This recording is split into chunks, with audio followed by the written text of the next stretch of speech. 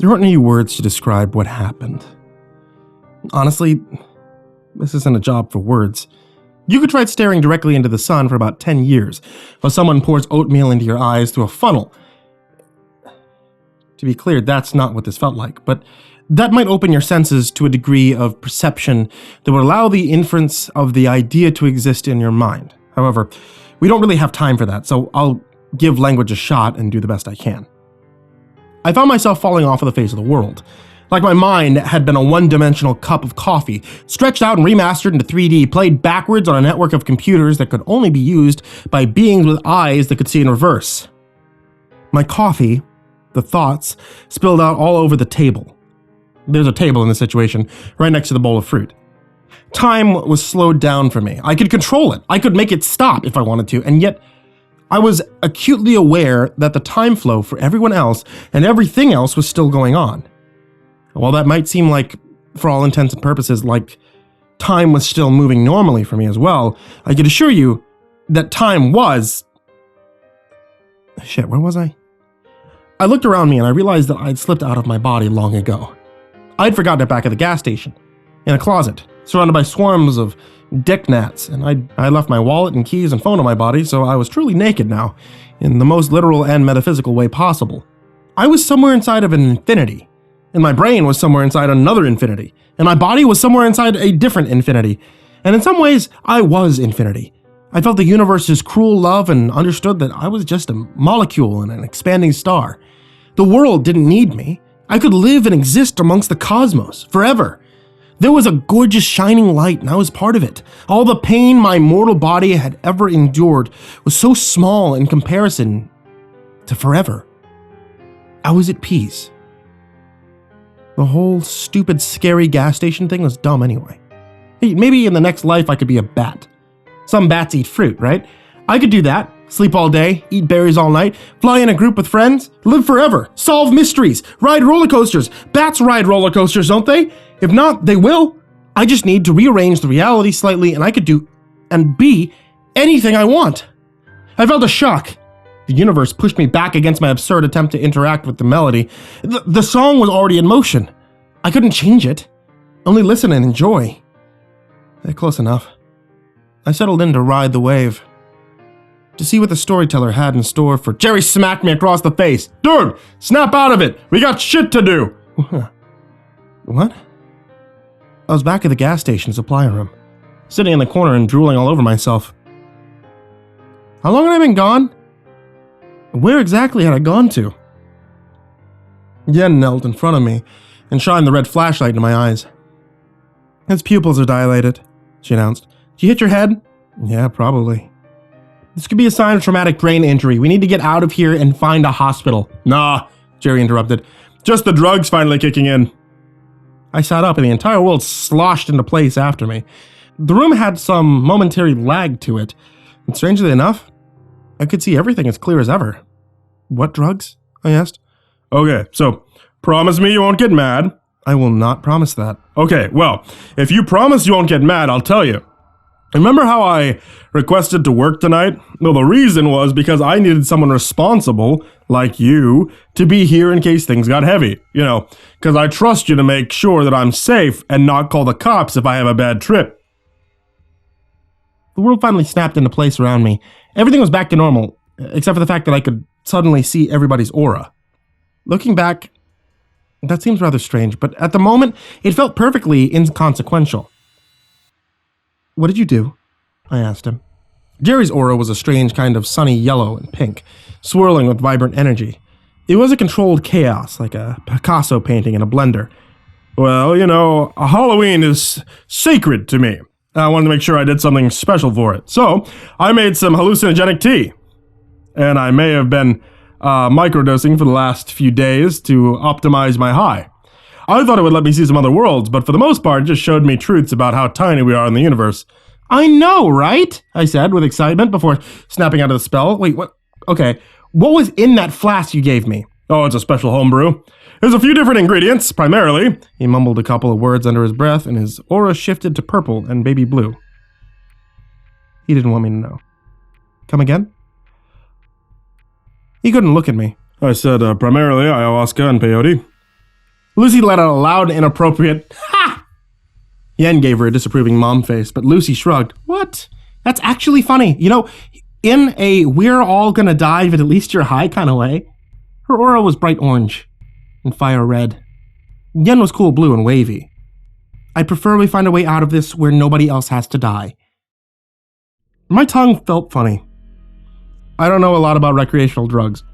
Jerry seemed almost offended by my choice of words. His aura made a frowny face as he explained, "These are not recreational, they're spiritual, medicinal. Native Americans use peyote to treat influenza, snake, and scorpion bites, even blindness, because it helps you see out of more than just your eyes." Yen nodded. Actually, he's not completely wrong. Ayahuasca has been used for ages by indigenous people to combat tropical parasites. Lucy said, "Great, so we actually dumb-lucked our way into an antidote for zombieism." Yen was quick to distance herself from where this conversation was headed. Wait, we're not honestly saying that Bart is some kind of reanimated corpse. That's absolutely absurd. He must have simply had a weak pulse that I couldn't detect. The blood loss probably left him confused and disoriented, and that brain injury from the sword must have been what caused him to break the glass in an effort to get away. There's a perfectly normal explanation for everything that happened tonight. How annoyingly rational of her. Lucy scrunched up her nose. You might be right, but I've seen enough weird stuff in my life to know that monsters are real. I don't suppose you guys have any more of that stuff, do you? Alas, Jerry answered. Jack power chugged it like he was a freshman at a rush week. Sorry. Not as sorry as you're gonna be. There's a fuse before that stuff hits all at once. And if you're not used to the effects, well, you might find yourself falling in and out of corporality. That's normal. If you end up in the other place, look for the Mescalito's spirit to be your guide. He doesn't always appear to first-timers, but considering how much tea you drank, I think he'll pretty much have to show. I nearly jumped out of my skin when we heard the sound of knocking at the door, and with those drugs coursing through my veins, such a thing felt very possible. Who is it? Jerry said in a strange, high-pitched voice. Open the door, blasted Owen, or at least something using Owen's voice. Yen jumped from the door, but Lucy snatched her by the wrist with both hands and stopped her. Let go, she said. Owen's out there in that mess. The voice on the other side of the door was desperate. Come on, let me in. These things are everywhere. I could barely breathe. He started coughing loudly, convincingly, then continued. Please, I'm hurt. I'm bleeding really badly. You have to open up. Yen shook her hand free from Lucy's grasp and said, We have to let him in. He'll die out there.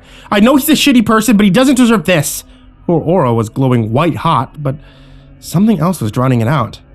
I could see the aura of whatever was standing on the other side of the door, and it was monstrous, hungry and angry. It was shaped like a human, but it radiated an unholy energy. And now I understood. This must have been what Jerry saw when he looked at Abram. It acted human, presented human, but it wasn't. Hey, I said, pulling myself to my feet. That's not Owen. If you open that door, we're all screwed. Her aura went red the moment that she made up her mind. I knew what was coming, but I didn't have time to stop it. You're all crazy. With that, she lunged forward and slid open the lock. The door swung open immediately, and the vessel that had once been Owen stepped inside our room. His face was covered in lines of green dots, racing around and over one another, crawling in and out of his holes where his nose and eyes used to be. His once handsome face was now skeletal caverns for highways of insects, wearing away to the bone as the Mobilesque army of infant mayflies took millions of tiny bites. He lifted his hands, one of which had been degloved at the wrist where the zip tie had held him in place. His fingers caught Yen by the throat and squeezed her screams into silence.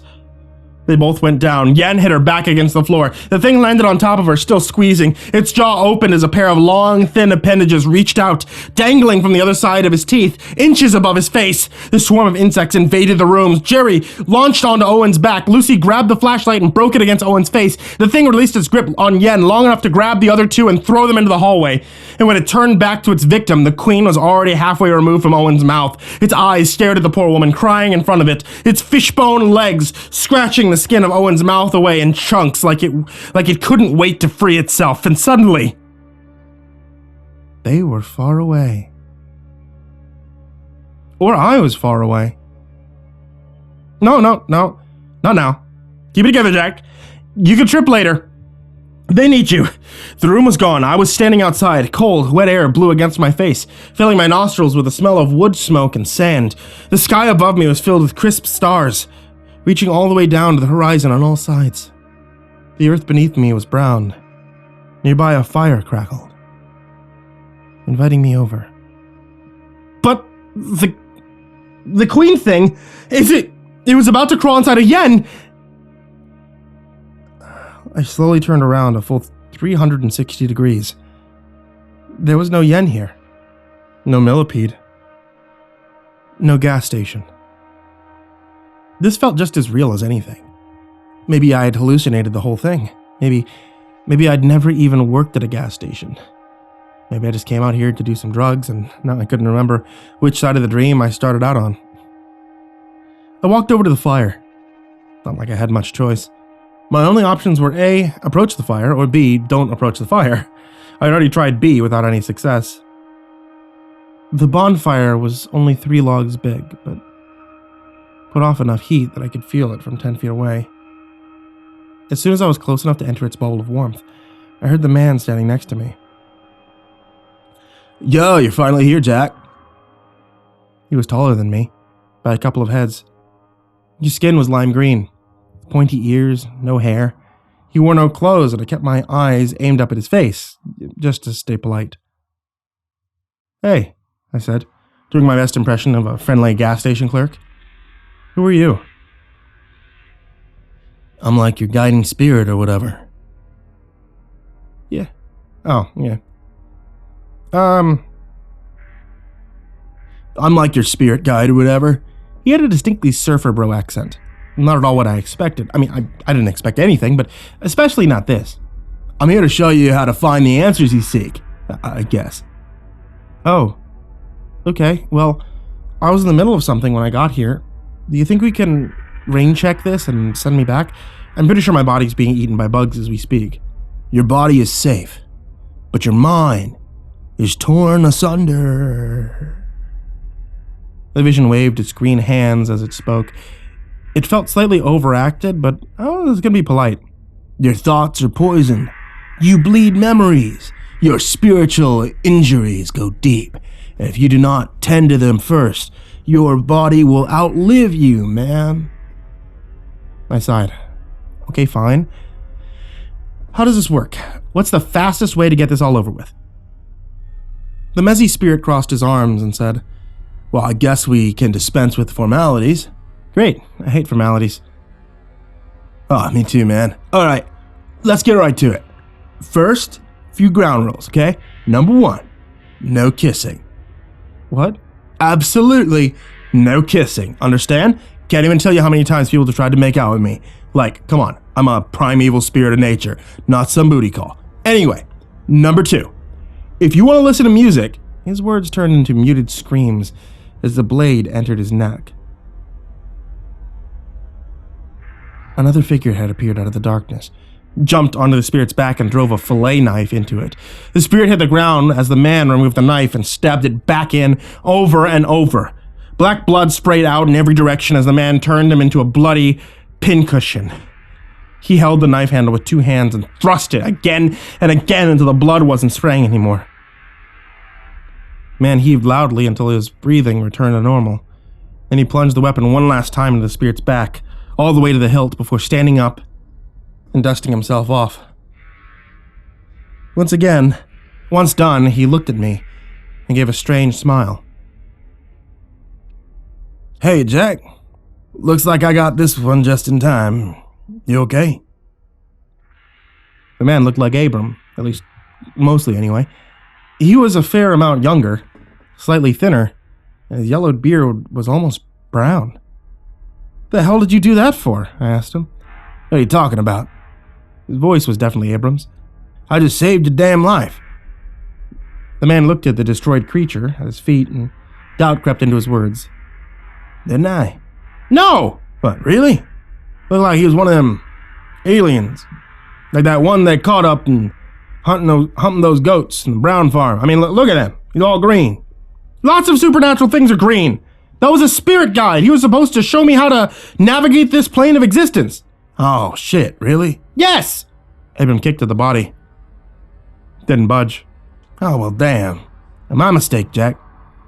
With nothing else to do with our night, we tried digging a hole to bury the body of our deceased spirit guide, but the ground was just too hard, so we gave up almost right away. In the end, we decided to roll the body away and try to ignore it while we sat down by the fire. I had to wonder if anyone had ever killed their spirit guide before. Was there a protocol for this kind of thing?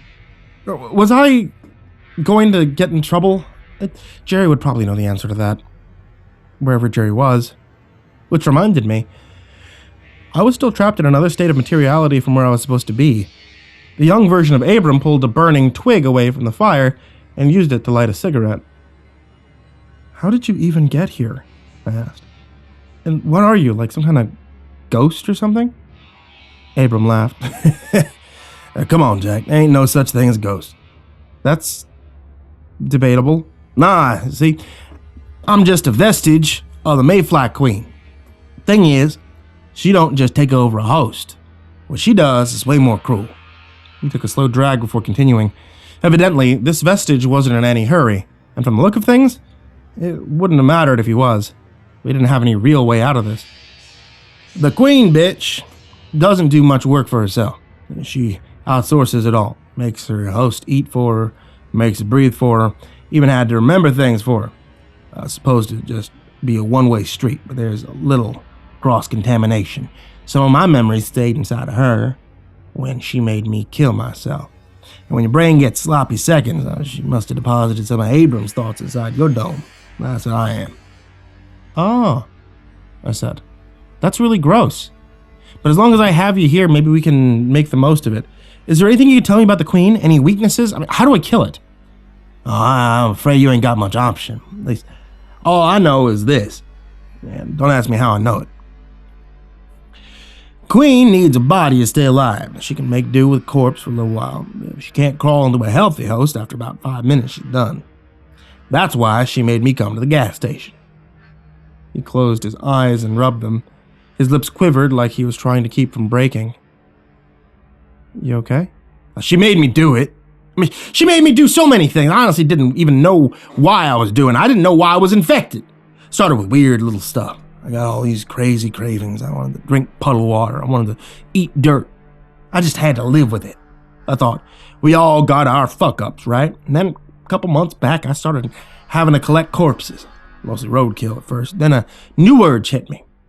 I had to start setting traps. I started collecting pets. Ran out of the room in my deep freeze, so I started stocking them up whenever they'd fit into my house. I had been sleeping in a hotel for the last week because I couldn't stand the smell anytime I went home. Let me tell you, I drive garbage trucks for a living.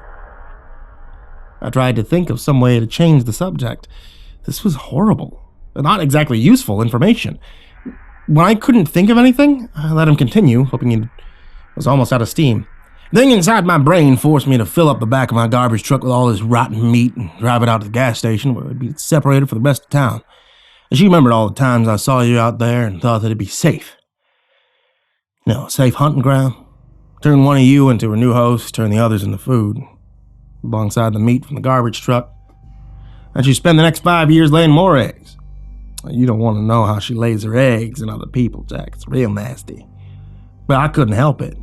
I didn't have no control, so even when she made me take that knife and balled his hands into fists, well, let's say I finally feel like myself again.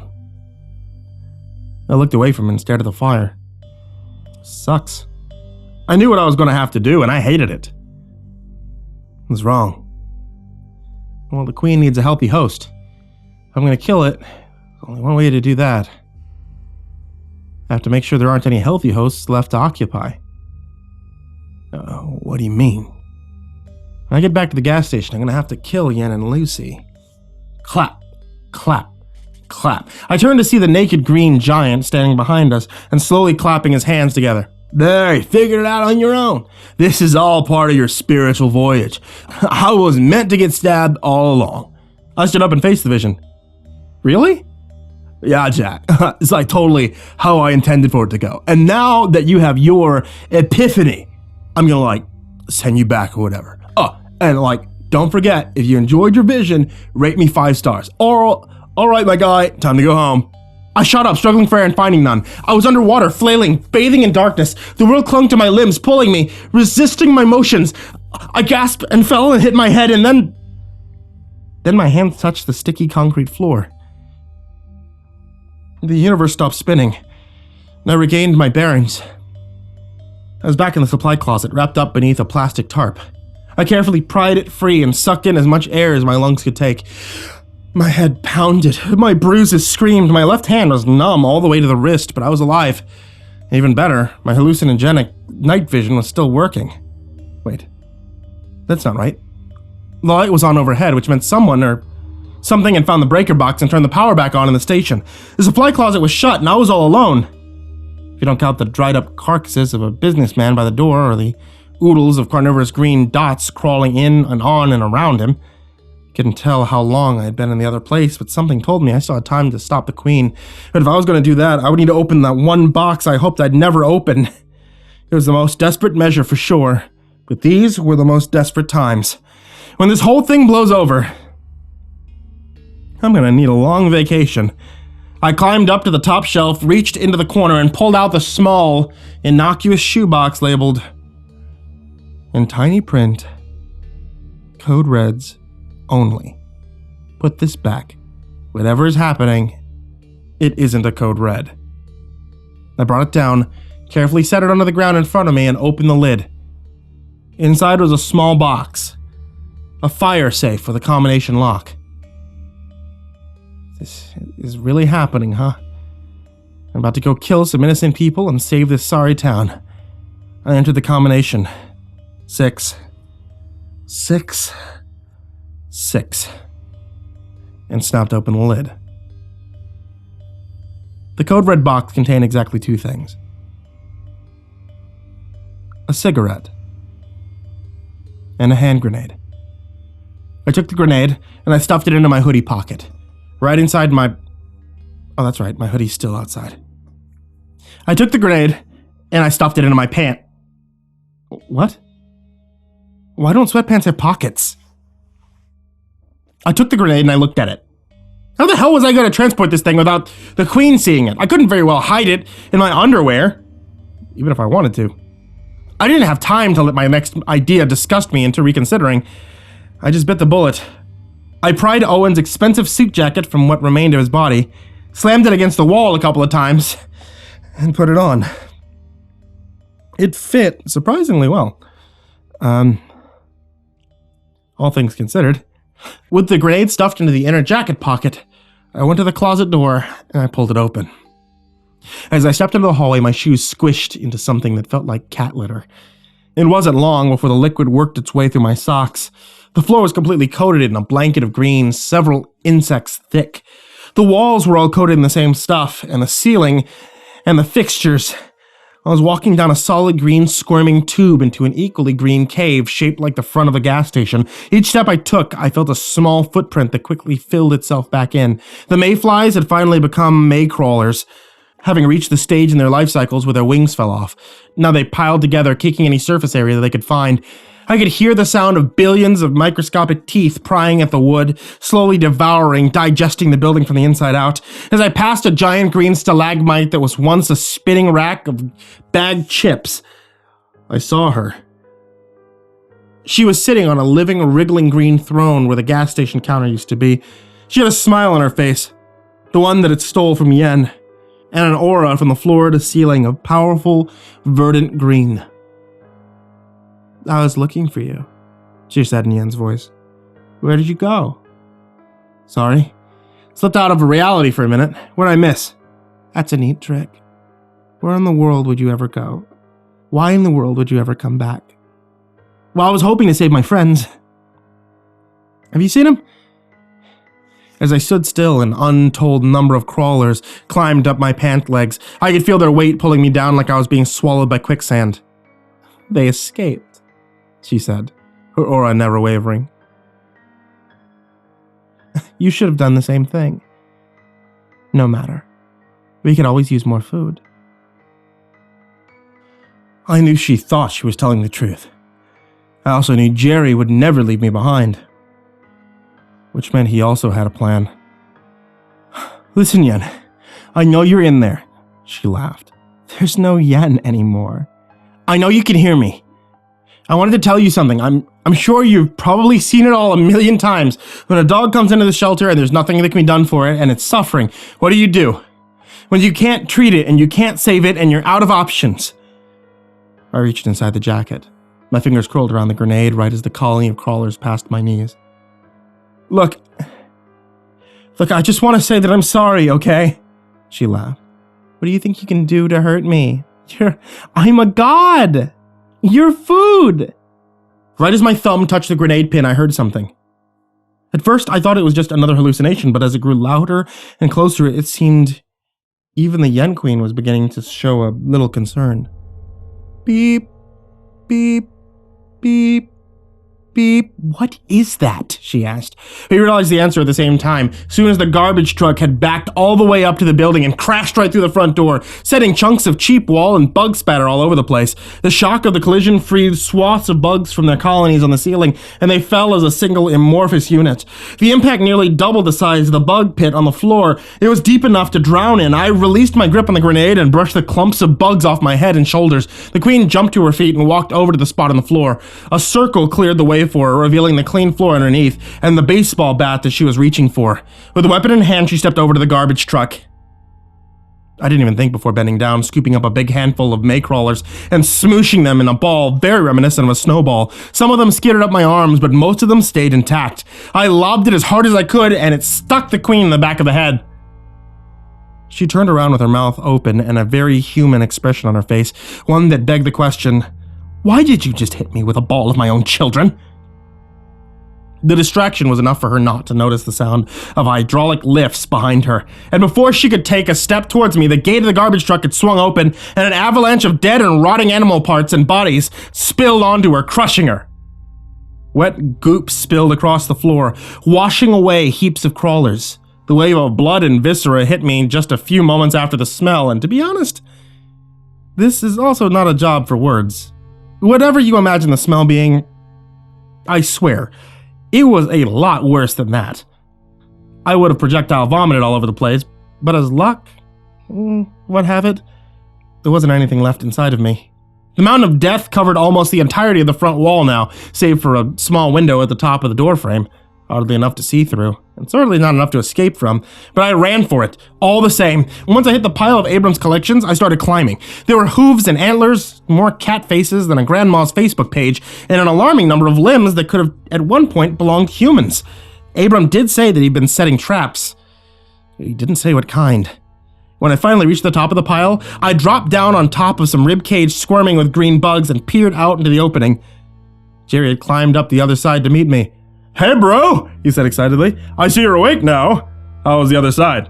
You see the spirit guide? Yeah, I think we accidentally killed him. You what? Jerry, where's Lucy? She went around to the back door to rescue you while I caused a distraction. By the way, I learned how to operate a garbage truck. It's super easy. Hey, is that Owen's coat?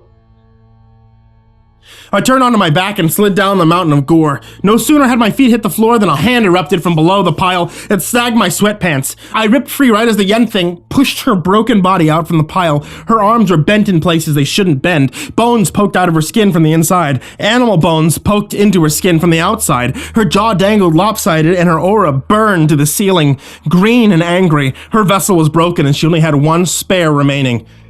Jack? I turned to see the last person I wanted to see, and likely the first person the Queen wanted to see. Lucy was close enough to grab me. We need to go, now! I turned back just in time to see the Queen Millipede erupt from the center of Yen's neck and launch itself forward. Lucy and I scrambled for the back door, but I knew we couldn't let it out. We needed to finish it, right here. Her hand was around my wrist. I bent it, then wrapped my own fingers around her wrist. As soon as we reached the cooler, I pulled her to a stop. She looked back at me with worry in her eyes. I didn't have time to relay the whole plan. I just grabbed the cooler door and pulled, hoping that she'd pick up on it. It scraped open a few inches, but the ground covering green insects made it nearly impossible to move. Worse, the ground cover made it nearly impossible to see where the Queen had gone. Lucy grabbed the door with me, and together we pulled our weight and pried the door open just enough to jump inside. Abram's body was still on the floor. I ran to it and freed the fillet knife just in time to hear Lucy scream, "Over there!" The Queen skittered across the wall and into the corner. I lost sight of it almost immediately. A metal shelf crashed against the floor. Then Lucy pulled me towards and then through the cooler door. Once out, she slammed it shut behind us. What happened? I asked. I trapped the thing underneath some boxes. What the fuck is that? You sure? You positive that you trapped it? Yeah, positive. It's still in there. I hate how little time I get for such important decisions. But the bugs under my clothes had started biting, so time was up. I made a snap judgment to trust her. Okay. I pulled out the grenade, yanked the pin, reopened the cooler door just enough to toss the weapon inside and then shut it and leaned my back against the door. Was that? She pointed at the door with horror. Yeah. Her hands gripped me by either side of my collar and she pulled me away from the door and flung me hard into the pile of bugs on the other side of the store. Before I could get up, she landed on top of me and a second later, the ringing in my ears never really went away. But after a few seconds, the cloud of green dust had finally settled and I could see that the cooler door had been blown clear off its hinges. If Lucy hadn't thrown me out of the way... Damn, movies do not do grenade blasts justice. We sat up and tried to catch our breaths. Lucy got to her feet first, coughing violently. I found where the fillet knife had landed a couple feet away, grabbed it, and slowly worked my way up. Lucy leaned against the counter. Her breathing was loud and fast. This whole thing had been a sprint speed, marathon length, and now was the time we finally got to rest. Her head was down, her back to me. She couldn't see the knife in my hand, just like I didn't get to see the queen trapped under the box. The spirit vision may have been an idiot, but it was also right. There was only one way to make sure the queen was dead, and stayed dead. There was only one way. Lucy wouldn't see it coming. She wouldn't feel a thing. Considering how everyone else had died tonight, that's really not such a bad way to go. Would we all be so lucky?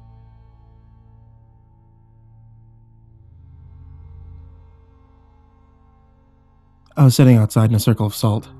Jerry figured out about an hour or two late that crawlers absolutely hate salt. Something to remember next time, I guess. When the first helicopter landed on the street outside of the parking lot.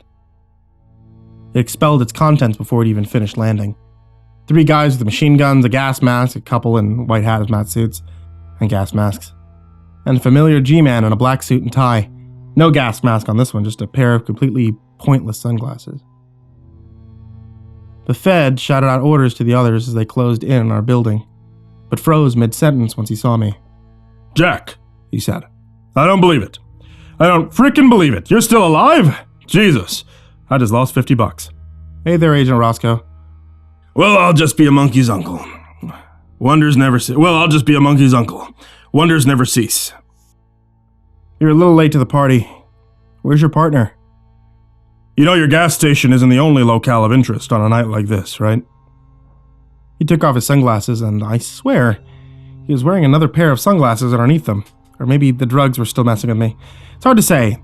He looked at the teetering remains of the gas station and said, Well, you want to start telling us what happened? Over the next hour, I gave my statement. More choppers landed, more men in gas masks arrived, cleaned up the damage, the mayfly debris, and some brooms, snow shovels, and devices that looked an awful lot like proton packs. A few of them left the gas station, carrying kernels with pissed-off raccoons scratching away at the walls from the inside. One of the men interrupted my story to inform Agent Roscoe that they had captured all 3 raccoons. The agent dismissed this news much more easily than I would have expected. All right, I've heard enough, he said to me. Here's how this is going to play. You got hit by terrorists. Wait, scratch that. We already did terrorists this week. Let's say gang activity. A local gang broke in, did some Halloween vandalism, that sort of thing. It's an epidemic, you know. They've been going up and down the interstate looking for gas stations off the beaten path to tear up. What about all the bodies? I asked. We'll figure that out later. Jesus, Jack, my night is just getting started. This is like my Monday morning. Get off my back. He looked over my shoulder and lowered his voice. I know you can keep a secret, but What about this one? Behind me, Jerry was cleaning off his katana by rubbing it in the grass. I wouldn't worry about him. He's what you might call an unreliable witness.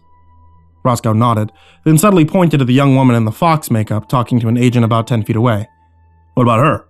She's new. Is she going to be a problem? I shook my head. No. She knows the deal already.